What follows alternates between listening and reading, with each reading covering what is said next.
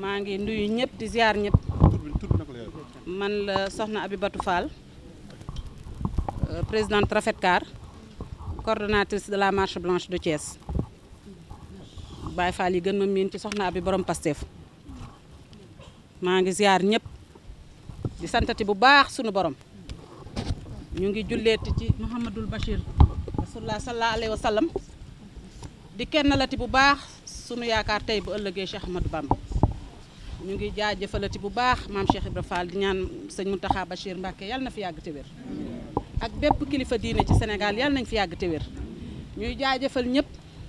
di ziar kilifa gi ñu fekk fii monsieur le gouverneur di ko sant ndax xam nañ ne ñaan ko tuuti ci jotam mu ñëw ci jigéen yombul ndax ku nekk xam nga li muy yendoo waaye ñu ngi koy sant bu wér ci jat gi mu ñu may ci jotam ci tënk ku nekk xam nga li ñu fi indi ba ñu ñëwee it dañu ne marche blanche pour coono jeex ci àddina pour coono métital jigéen jeex ci àddina waaye pour noppi gi ñuy noppi it jeex ci àddina naam dañ koy commencé ci xale di ko wax ni nañu bàyyi suñ doom yi ñu naan xale du nettali ba bu xale gisee dara wax ko mag tamit sutura baax na waaye boo gisee lu baaxul nga wax ko ndax bu ñuy wër di wax rek naan dañuy xeex jigéen ñi dañuy xeex violence te identifié wuñu violence ba xam fi muy jóge damay ragal ñun Baye Fall yi ñu bàyyi ci kër yi ñu yebal ñu ñëw te dooruñu ñu daal di ñuy xeeb mbaa ñu ragal ñu ndax ñëpp doore wuñu su ko defee bu ñu ndekkee romper le silence ñu wax ñiy def yi jaaduwul tolérance yu sew yi ci kër yi jeex naam ay malade lañ ñu gunge leen faji leen ndax géer ñu Sénégal yëpp dofuñu kat góoru Sénégal yëpp siifuñu kat góoru Sénégal yëpp dooruñu monsieur le gouverneur ñu lay fàttali ne li ñu coono jigéen di soxal ñàkk kilifa indiwuñu fi ndax yéenay sunuy kilifa te yéen a ngi sunu gannaaw li ñu coono jigéen di soxal monsieur le gouverneur dagg buumu gàcce jàpp ñu ndax dagguñuy buumu gàcce jàpp leen ñu jaam yow mi ñu dénk dëkk bi waaye kër yi ñu jóge kenn jàpp ñu fa jaam dafa am rek lu ñu jaaxal soxal ñu di raam ñu naan naam ngi jóg ci ñag bi la jëm mu faf bëtt ñag biy dem ñu daal di newoon gise ci suñ biir waa Ndakaaru woote ñu xalaatoon sax sol sunuy mbubu dem ba yàgg ñu gis ne jaloore dem dellu si boroom a koy nettalil boppam bu ñaari nit jógee Thiès dem Dakar bu ñu ñëwee ku koy wax ñu ne kon nañ dajale jigéenu Thiès ba ñu yëkkatee suñu loxo ne kaay amul kenn ku des Mbuur ñëw na Xombol ñëw na Meewaan ñëw na Thiès kenn desul Tiwaawan a ngi ci suñu wet lépp ci ndimbalu sama ay doomu ndey yu ma àndal ñu naan ko soxna Julie Cissé bu Gipsoir soxna Seyna bu Mbeng responsable genre soxna Abi Cissé responsable régional des femmes vivant avec un handicap ak Badiane Fat Badiane présidente régionale des bàjjenu gox waaw ñooñu daal la ñu àndal ñëw gouverneur ma ne woon ñu tënk loolu te daal di la liiral sunu mémorandum jébbal la ko mi gouverneur ñu ngi lay ñaanal nga sax fi boo fi jógee am lu ko kawe njort yi ndax lii tey ci sa loxo la tàbbi te yàlla sunu borom bi am na lu muy xam ne di ko joxe du féetale ak jagle la tey bi jigéen ñi njëkk a yëkkati seen loxo mu daw tàbbi ci sa loxo ñu lay ñaan rek nga yërëm ñu ngeen yërëm ñu boole ñoom ñu ñuy yërëm sunu kàddu yi buñ la ko joxee ba nga jottali ko kilifa yi ci kaw nee ko yërmande la ñuy ñaan dañoo bëgg ñu yërëmaat ñu dellaat yi fi nekkoon moo waral tax ñu indi tey ay fele-fele moo waral tax ñu indi tey leket sunu marche bi di daw ba faaw waaye di daw ci jàmm di daw di amee résultat tengaade yi ñëw nañ jàmm ji ñëw nañ naam mooy dindi sax lii may wax lawtan gi waaye mooy indi la fi nekkoon ndax jàmm amoon na fi ndax kër kat benn Baye Fall dañ na ci nekk ak ñeenti soxna te coow du jib léegi benn nit benn soxnaam climatiseur di daw lépp di daw ñuy dooree ka xeex nañ seetaat li xew ñu delluwaat rek waxtaan ak suñu monsieur le gouverneur ñu ngi ñaan booy jottali kilifa yi na nga ko wax kàggu gi ñun dey kàggu lañ koy tuddee waxtaan ak moom ba pare waxtaan ak jigéen jooju mu dendal ndax kooku jigéen intéressé na ko waxtaan ak ñun ñëpp ndax ku waxtaan ak jigéen rek waxtaan nga ak nii ndax lu métti jigéen métti na ñëpp ñu teg suñuy ndomba politique teg suñ ay ndomba administratif teg suñ ndomba yëpp dellu benn famille gouverneur ngeen sarax ñu dimbali ñu ci fenn foo xam ne dinañ ko mën a tuddee ñun la maison des solutions bu jigéen bu dem xëy mu mën faa dem fekk ko fu mel ni faa dem rek fekk fu mel ni sama bàjjen soxna Fall ñooñu toog 65 ans mën nañoo jóg jigéen buñ toog loo nga toog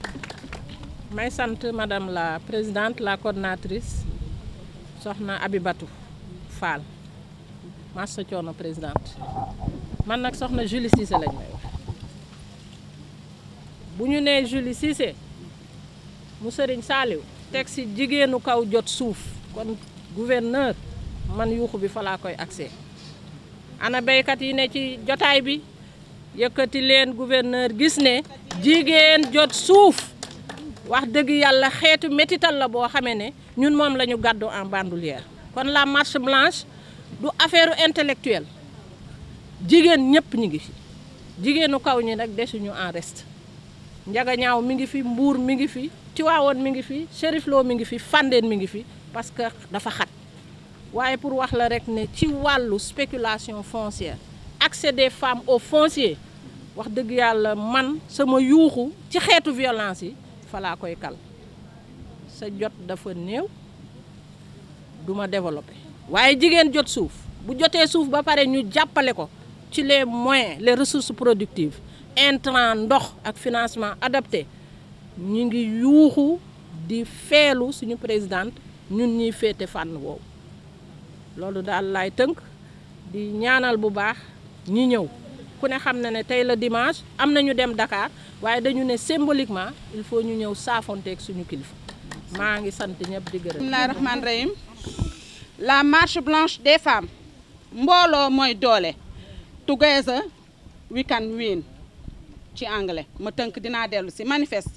pour la paix pour tous et l'éradication des violences faites aux femmes, filles et enfants. Au Sénégal, ces dernières années, les violences faites aux femmes et aux enfants ont pris des dimensions inquiétantes. Elles se retrouvent sous toutes les formes. Violence domestique, violence conjugale, physique et psychologique, violence sexuelle, violence, viol, mariage précoce et forcé, exploitation sexuelle, fémicide, crime dit d'honneur, mutilation génitale, abus et exploitation des enfants.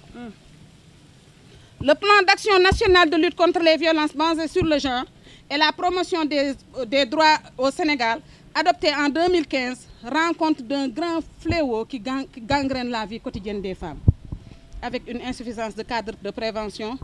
de prise en charge des violences. Ces dernières constituent une atteinte grave aux droits fondamentaux des enfants, des filles et des femmes, avec des conséquences néfastes sur leur bien-être physique, mental et économique. Ce qui justifie l'urgence de ces actions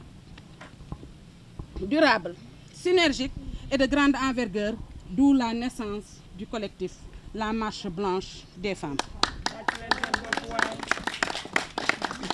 La Marche Blanche des Femmes est constituée d'entités diverses qui se sont spontanément réunies dans un élan de cœur pour œuvrer pour la paix et pour se dresser contre les violences faites aux femmes, aux filles et aux enfants. Le collectif est apolitique et laïque. Il compte à ce jour 700 membres, composés de citoyens du Sénégal, de la diaspora, de regroupements et d'associations professionnelles, de la société civile nationale et internationale et de structures du secteur privé et public. Son ambition principale est de fédérer tous les acteurs et actrices de la lutte contre les violences faites aux femmes, aux filles et aux enfants. La Marche Blanche se veut un levier de plaidoyer pour la mise en œuvre d'actions en vue de l'éradication de toute forme de violence faite aux femmes. Monsieur le gouverneur, la manifestation organisée ce 19 décembre 2021 est la première action femme pour le lancement des activités du mouvement La Marche Blanche, du collectif La Marche Blanche. Elle se tient simultanément dans les 14 régions du Sénégal. C'est ainsi que nous, collectif Marche Blanche, demandons à son Excellence, Monsieur le Président Macky Sall, Président de la République du Sénégal, la reformulation de façon plus égalitaire des dispositions discriminatoires du Code de la famille à l'égard des femmes, notamment les articles 152 et 153 sur le choix de domicile conjugal, les articles 196 alinéa 1 interdisant la recherche de paternité et 277 alinéa 2 donnant un second rôle à la femme dans l'exercice de la puissance paternelle, ainsi que la révision de l'article 166 pour mettre plus d'emphase dans la violence comme cause de divorce. Une réforme du code pénal renforçant la lutte contre les violences faites aux femmes en étendant l'article 319 bis qui réprime le harcèlement sexuel au-delà de la sphère professionnelle. une généralisation de la peine maximale dans l'infraction est faite sur un mineur de 17 ans. Autonomiser dans l'article 320 le viol conjugal contre la conjointe au même titre que le parricide.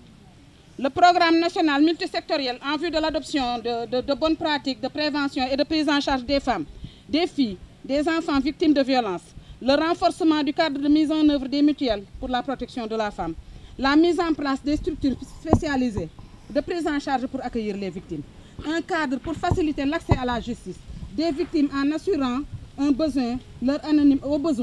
anonymat et leur accès à l'aide judiciaire, la mise en place d'un numéro vert national pour signaler les urgences en cas de violence. Man adjoint gouverneur de la région de Thiès là maa ngi tudd Sidi Guissé Diong di leen dalal fii ci gouvernance bi di leen nuyu ci turu monsieur le gouverneur de la région de Thiès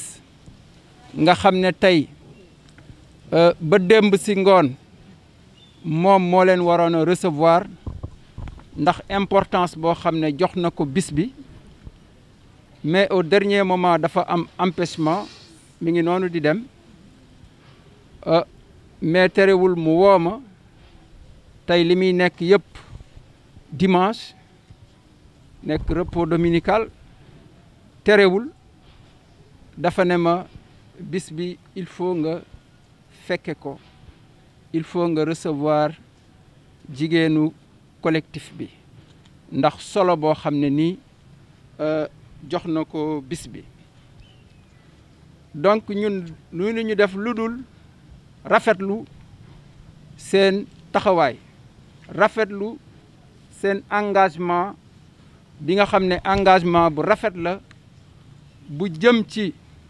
xeex lépp loo xam ne nii moom la ñuy wax violence faite aux femmes et aux enfants muy lépp loo xam ne nii day néewal doole jigéen wala muy néewal doole xale seen taxawaayu tey nag dina tax ngeen gën a sensibiliser ñi nga xam ne ay victimes lañ ci wàllu violence faite aux femmes dina tax aussi ngeen gën a sensibiliser bépp jigéen bépp góor bépp xale mais également les familles ci problème boobu nga xam ne dañ koy dund fii ci Sénégal te mu nekk loo xam ne àndul ak sunuy aada àndul ak sunu cosaan te nekkul loo xam ne ni sunu mag ñu baax ñi